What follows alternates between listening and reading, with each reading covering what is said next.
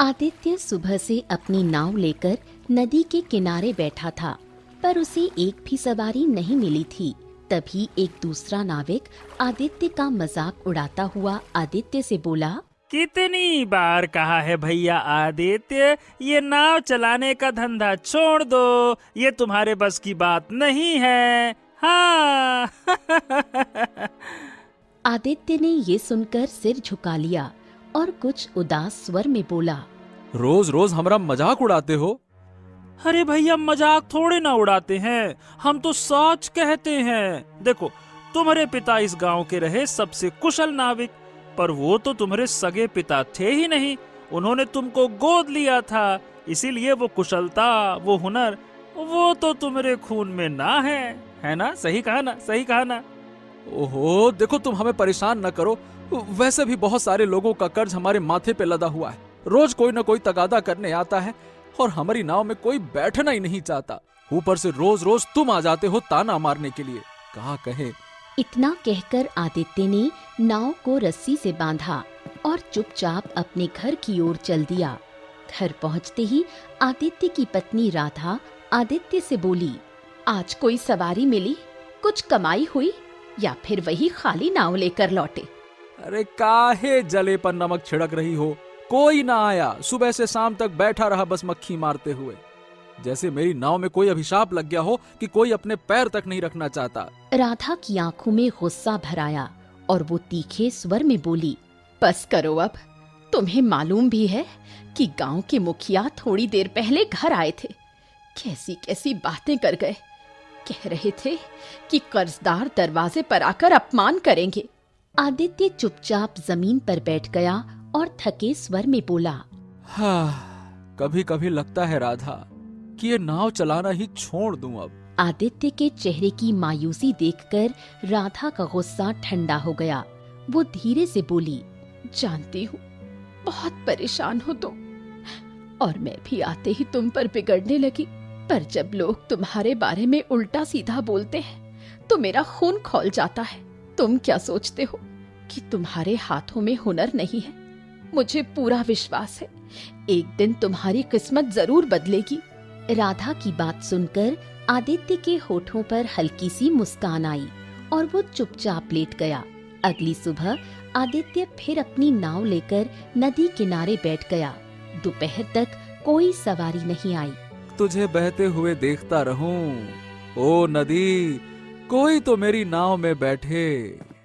इतने में एक बूढ़े स्वर ने उसकी सोच को तोड़ दिया। क्या तुम्हारी नाव खाली है? आदित्य चौंक गया।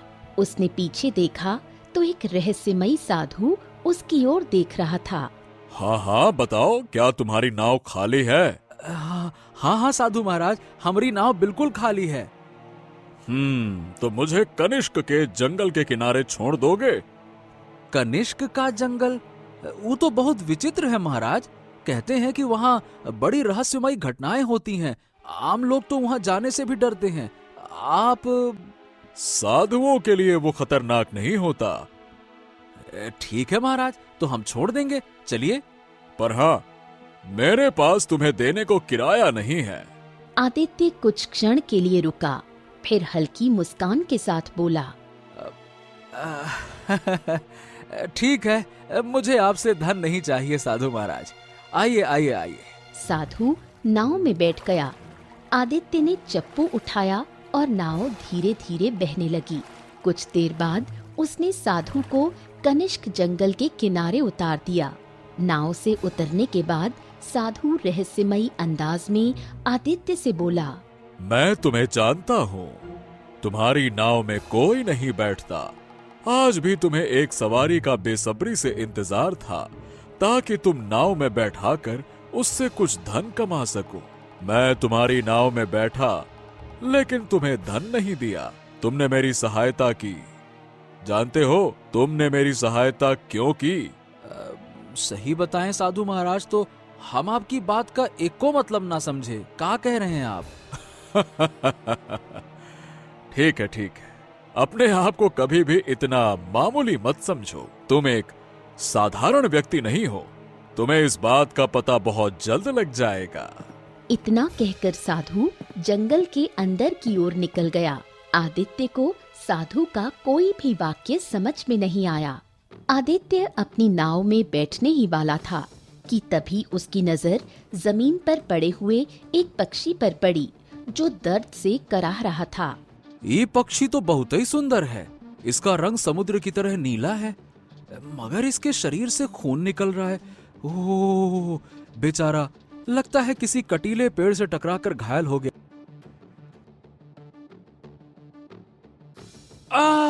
तुमने बिल्कुल सही कहा। मैं उड़ रहा था, अचानक मेरा एक पैर कटीले पेड़ से टकरा गया और मैं घायल होकर नीचे गिर पड़ा। पक्षी के मुंह से इंसानी आवाज सुनकर आदित्य बुरी तरह डर गया। हाँ, ये क्या है? कनिष्क जंगल के बारे में तो सुना था कि यहाँ अजीब अजीब घटनाएं होती रहती हैं, परंतु आज पहली बार देख रहा हूँ कि एक पक्षी इंसानी भाषा में बात कर रहा है। हे भगवान, ये तो जरूर कोई राक्षस होगा। हाँ। अरे नहीं नहीं नहीं, घबराओ नहीं, मैं कोई राक्षस वाक्षस नहीं, बल्कि एक पक्षी ही हूँ। अरे तो भैया, तुम इंसानों की तरह काहे बात कर रहे हो? पक्षी तो इंसानों की तरह बात नहीं करते। ये एक रहस्य है। देखो, मुझसे डरने की जरूरत नहीं है। मैं तुम्हारा कोई नुकसान नहीं करूँगा, बल्कि तुम्हारा फायदा ही करूँगा। बस तुम मेरे इस जख्म को सही कर दो। आदित्य कुछ देर पक्षी को देखता रहा और उसके मन का डर थोड़ा कम हो गया। अरे बाप रे बाप, तुम्हारे शरीर से तो खून बह रहा है। हाँ, वहाँ सामने जो झाड़ियों में हरी पत्ती दिखाई दे रही है, उसे मेरे जख्म पर लगा दो, फिर चमत्कार देखना। कनिष्क जंगल में कुछ जड़ी बूटियाँ बहुत चमत्कारी होती हैं। मैं वर्षों से इस जंगल में भटक रहा हूँ, इसीलिए मुझे उसका ज्ञान अच्छी तरह से है। आदित्य पक्षी के कहे अनुसार झाड़ियों के पास चला गया और एक पत्ती तोड़कर उसे पीसकर पक्षी के जख्म पर लगा दी। जख्म पर लगते ही पक्षी रंग बिरंगा होकर ठीक हो गया और आदित्य के कंधे पर बैठकर बोला, हाँ, तुमने तो कमाल कर दिया मेरे दोस्त, मजा आ गया। आदित्य के मन का डर अब लगभग समाप्त हो चुका था। तुमने बिल्कुल सही कहा था। कनिष्क जंगल की जड़ी बूटियाँ वाकई में चमत्कारी होती हैं। तुमने मुझे अपना दोस्त कहा। सच कहूँ तो मेरे गांव में मेरी पत्नी के अलावा और कोई दोस्त ही नहीं है। अच्छा लगा तुमसे बात करके। ऐसा क्यों? तुम दोस्त क्यों नहीं बनाते हो, ये बताओ मुझे। अरे क्या करें, कोई मुझसे दोस्ती ही नहीं करना चाहता। ओ, चिंता मत करो, मुझे अपने घर ले चलो। आज से मैं तुम्हारा दोस्त हूँ। तुम मुझे नीलू कहकर बुला सकते हो। आदित्य उस पक्षी को लेकर गांव लौट आया। कुछ देर बाद घर पर पहुंचा। आदित्य के साथ पक्षी को देखकर उसकी पत्नी राधा चौंक गई। ये पक्षी तो बहुत सुंदर लग रहा है। लगता है तुम्हें आज जरूर कोई बड़ी सवारी मिली है। सवारी तो मिली थी राधा, लेकिन क्या कहें, उस सवारी को मैंने मुफ्त में कनिष्क जंगल तक छोड़ दिया। अब क्योंकि उनके पास धन नहीं था तो क्या कहते, और वो एक साधु महाराज थे। ये क्या कह रहे हो? एक तो तुमने मुफ्त में उसे यात्रा कराई और वो भी कनिष्क जंगल तक, जहाँ पर लोग डर के मारे नहीं जाते। अच्छा राधा, ये पक्षी हमको वहीं से मिला। पता है, ये इंसानी आवाज में बात करता है। ये सुनकर राधा चौंक गई। तभी वो पक्षी राधा से बोला, हाँ, आदित्य सही कह रहा है। मेरा नाम नीलू है और मैं अब आदित्य का दोस्त हूँ। पक्षी के मुंह से इंसानी आवाज सुनकर राधा डर गई। अरे डरो नहीं राधा, डरो नहीं। जब हमने खुद इसको पहली बार बात करते हुए सुना, हम खुद ही डर गए। हमने कहा ये क्या चक्कर है। लेकिन अब हमारे मन से डर दूर हो गया। जानती हो राधा, ये पक्षी हमारा दोस्त है। हाँ, न जाने क्यों ऐसा लगता है जैसे हमारा इससे जन्म जन्म का कोई रिश्ता है। क्या बकवास कर रहे हो तुम? हो सकता है ये कनिष्क जंगल का कोई राक्षस हो, या कोई चुड़ैल, या कोई प्रेत जो पक्षी के रूप में तुम्हारे पीछे लगकर यहाँ आ गया हो। कहीं ये हमें या गांव वालों को कोई नुकसान न पहुँचा दे। आप गलत सोच रही हैं। मैंने आपको कोई नुकसान नहीं पहुंचाया। मैं आदित्य का दोस्त हूँ, दोस्त। बल्कि मैं तुम्हें फायदा ही पहुंचाऊंगा। हाँ, अगर ऐसी बात है तो क्या तुम हमारी गरीबी दूर कर सकते हो? हाँ हाँ, क्यों नहीं। लेकिन मैं आदित्य का दोस्त हूँ, मुझे अपनाओ, मेरी खातिर करो, फिर देखो अगर मैं तुम्हारी खातिर से खुश हुआ तो मैं जरूर तुम्हारी सहायता करूंगा। हाँ। ये सुनकर राधा हंसने लगी और बोली, तुम्हारा दोस्त तो बड़ा ही मजेदार है। राधा और आदित्य नीलू पक्षी से बात करते करते कब गहरी नींद में समा गए उन्हें पता ही नहीं चला। अगली सुबह राधा ने आंखें मलते हुए नीलू पक्षी की ओर देखा और कहा, तुम्हें अपना कल का वादा याद है? तुमने कहा था कि तुम हमारी गरीबी दूर कर सकते हो। देखो, अब मैं भी तुम्हारी दोस्त हूँ। अब हमें हमारी गरीबी दूर करने का कोई उपाय बताओ। आदित्य नीलू की ओर देखने लगा। नीलू पक्षी ने गंभीर स्वर में आदित्य और राधा की ओर देखकर कहा, मैं तुम्हें एक ऐसा रहस्य बताता हूँ जो कोई नहीं जानता, लेकिन उसके लिए तुम दोनों को दोबारा कनिष्क जंगल जाना होगा। ये सुनकर राधा और आदित्य एक दूसरे की ओर देखने लगे। कनिष्क जंगल? लेकिन वहां क्यों? सुनो, कनिष्क जंगल की गहराई में एक झील बहती है। उस झील के किनारे एक कमल का पुष्प खिलता है। कहते हैं वो कमल बहुत ही चमत्कारी है। जो भी व्यक्ति उस पुष्प को झील से निकाल लेता है उसका भाग्य बदल जाता है। राधा गहरी सोच में डूबती हुई बोली, लेकिन उस कमल के फूल से हमें क्या फायदा होगा? वो कमल का फूल कोई साधारण नहीं है। उसकी सहायता से किसी भी बड़े से बड़े श्राप को खत्म किया जा सकता है। ओ, तुम्हारी बात यहाँ तक तो समझ में आती है, लेकिन हमारे ये समझ में नहीं आ रहा कि उससे हमें क्या फायदा। हमारे ऊपर तो कोई श्राप ही नहीं है। ओहो, तुम्हारी गरीबी क्या श्राप से कम है क्या? हैं? अरे क्या गांव वालों का कर्ज, लोगों की उपेक्षा, दुनिया भर के ताने और जीवन की कठिनाइयाँ, ये कोई मामूली बात है क्या? गजब बात करते हो तुम। ये सुनकर राधा और आदित्य दोनों चुप हो गए और सोच में पड़ गए। हाँ, हमें मंजूर है। हाँ, तो फिर देर किस बात की? हमें अभी कनिष्क जंगल की ओर निकलना होगा। इतना बोलकर पक्षी आदित्य के कंधे पर बैठ गया। आदित्य ने राधा का हाथ थामा और दोनों नदी के किनारे पहुँचे। नाव में बैठे और कनिष्क जंगल की ओर रवाना हो गए। कुछ देर बाद वो कनिष्क जंगल के घने भाग में पहुँच गए। चलो अब मेरे पीछे पीछे आओ, आते जाओ। तीनों नीलू पक्षी के साथ जंगल के भीतर बढ़ने लगे। रास्ता टेढ़ा मेढ़ा और डरावना था। अचानक एक झाड़ी से एक भयानक चीख सुनाई दी। जमीन कांपने लगी। झाड़ियों से एक विकराल भालू जैसा जीव निकल कर आया, जिसकी आंखें अंगारे जैसी जल रही थीं। आदित्य, ये क्या है? अरे बाप रे, भागो राधा भागो! आदित्य ने राधा का हाथ पकड़ा और दौड़ पड़ा। नीलू पक्षी हवा में उड़ता हुआ रास्ता दिखा रहा था। किसी तरह वो तीनों एक बड़े पेड़ के पीछे जाकर छिप गए। वो भयानक जीव गुर्राता हुआ लौट गया।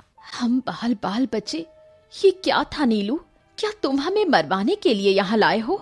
नहीं, लेकिन झील तक पहुँचने के लिए तुम्हें इन कठिनाइयों से गुजरना ही होगा।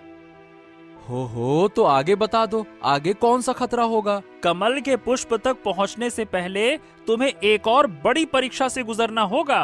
क्या मतलब है तुम्हारा? देखो, उस झील के अंदर एक बहुत भयानक राक्षस का शासन है, लेकिन उसे हराने का रहस्य केवल मैं जानता हूँ। ये सुनकर आदित्य और राधा दोनों स्तब्ध रह गए। उनकी आंखों में डर और हैरानी दोनों थे, लेकिन नीलू की आंखों में आत्मविश्वास चमक रहा था। आदित्य नीलू पक्षी की ओर देखते हुए गंभीर स्वर में बोला, क्या उस राक्षस को हराए बिना उस कमल के पुष्प को प्राप्त नहीं किया जा सकता? नहीं किया जा सकता, और क्या, नामुमकिन है। जैसे ही हम झील के किनारे पहुँचेंगे, सबसे पहले हमारा सामना उस राक्षस से ही होगा। उसे हराए बिना हम कमल के पुष्प तक पहुँच ही नहीं सकते। ये सुनकर राधा डर गई और कांपती आवाज में बोली, अब मुझे वास्तव में डर लग रहा है। मैं तुम्हें अब इस नीलू पक्षी की बात मानने नहीं दूंगी। मेरा पहले वाला विचार सही था। ये जरूर कोई राक्षस है और हमें दोनों को चालाकी से अपनी ओर ले जा रहा है। ये तुम्हारी गलत फहमी है, मुझ पर विश्वास तो करो। इतना कहकर नीलू पक्षी आदित्य की ओर मुखातिब होते हुए बोला, जब तुम्हारा सामना राक्षस से होगा तब राक्षस तुम्हें लड़ने की चुनौती देगा, परंतु तुम्हें उस पर हाथों से वार नहीं करना है। अगर हाथों से लड़ोगे तो वो तुम्हें जान से मार देगा। तुम्हें उसे बुद्धि के बल से हराना होगा। कैसे? अरे तुम्हें उसे उकसाना होगा कि तुम बुद्धि के मामले में उससे कहीं ज्यादा शक्तिशाली हो। वो तुमसे 2 कठिन प्रश्न पूछेगा, ऐसे प्रश्न जिनका उत्तर आज तक कोई नहीं दे पाया, परंतु मुझे विश्वास है कि तुम उनके उत्तर दे सकोगे। जैसे ही तुम दोनों प्रश्नों का उत्तर दोगे वो जलकर राख हो जाएगा और झील को उससे मुक्ति मिल जाएगी। फिर तुम आसानी से कमल का पुष्प तोड़ सकोगे। हाँ, इतना तो हम समझ गए जादुई पक्षी कि वो कमल के फूल से तुम्हारा कोई गहरा संबंध है। सच्ची सच्ची बताओ, तुमने हमें अपना मित्र कहा है, तुम्हें हमारी दोस्ती की कसम, क्या तुम्हारा उस कमल के फूल से कोनो रिश्ता है का? क्या तुम हमें केवल हमारी गरीबी से बचाने के लिए यहाँ लाए हो? सही सी बताओ। नीलू पक्षी गंभीर हो गया। कुछ देर चुप रहने के बाद बोला, हाँ, तुम्हारी बात सही है। दरअसल उस कमल के फूल से मैं श्राप से मुक्त हो सकता हूँ और तुम दोनों भी गरीबी से बाहर निकल सकते हो। हाँ, ये बात अलग है कि मैंने तुम्हें ये बात पहले नहीं बताई। मैं एक श्रापित पक्षी हूँ। ये सुनकर राधा चौंक गई। तो फिर तुम कौन हो? चाह कर भी नहीं बता सकता। आदित्य, हमें वापस चलना चाहिए। क्या पता ये कोई असली राक्षस हो जो शाप की वजह से पक्षी बन गया हो और अब दोबारा शाप से मुक्त होकर राक्षस बनना चाहता हो। आदित्य गंभीर सोच में डूब गया। कुछ देर बाद नीलू पक्षी उसकी ओर देखकर बोला, मैं तुम्हारे ऊपर कोई दबाव नहीं डालूंगा, लेकिन अगर तुम मुझे अपना मित्र मानते हो और मेरी सहायता करना चाहते हो तो मेरे साथ आगे बढ़ो, नहीं तो तुम अपनी पत्नी के साथ लौट सकते हो। देखो, तुमने हमें अपना मित्र कहा है ना, तो हम जो भी करेंगे दोस्ती के लिए करेंगे। अब हमें फर्क ही नहीं पड़ता कि हमारे दिन बदलेंगे नहीं बदलेंगे, गरीबी दूर होगी नहीं होगी। अरे दोस्ती जिंदाबाद। चलो, तुम जहां जाओगे हम तुम्हारे साथ चलने को तैयार हैं। चलो। नीलू पक्षी मुस्कुराया और आगे बढ़ने लगा। राधा ना चाहते हुए भी आदित्य के साथ चलने लगी। कुछ ही समय बाद वो एक रहस्यमयी झील के किनारे पहुंचे। झील का पानी रंग बिरंगे प्रकाश से चमक रहा था, मानो उसमें चांदी, पन्ना और नीले पत्थर पिघले हों। जैसे ही वो झील के बिल्कुल किनारे पहुंचे, झील के पानी में एक उबाल सा आया और अंदर से काला धुआं निकलने लगा। वो धुआं धीरे धीरे हवा में फैलने लगा और देखते ही देखते उसने एक विकराल आकृति ले ली। वो आकृति राक्षस की थी। तुम दोनों की हिम्मत कैसे हुई मेरे क्षेत्र में आने की? निश्चय ही तुम कमल का फूल चुराने आए हो। मैं इस कमल के फूल का रक्षक हूँ। तुम्हें युद्ध की चुनौती देता हूँ। अब तुम दोनों की मृत्यु निश्चित है। आदित्य ने उसकी ओर देखा और शांत भाव से कहा, सुनो, तुम अपने आप को बहुत बड़ा राक्षस समझता है ना? अगर इतना ही शक्तिशाली है तो हमसे बुद्धि का युद्ध करना। राक्षस ठहाका मारकर हंसते हुए बोला,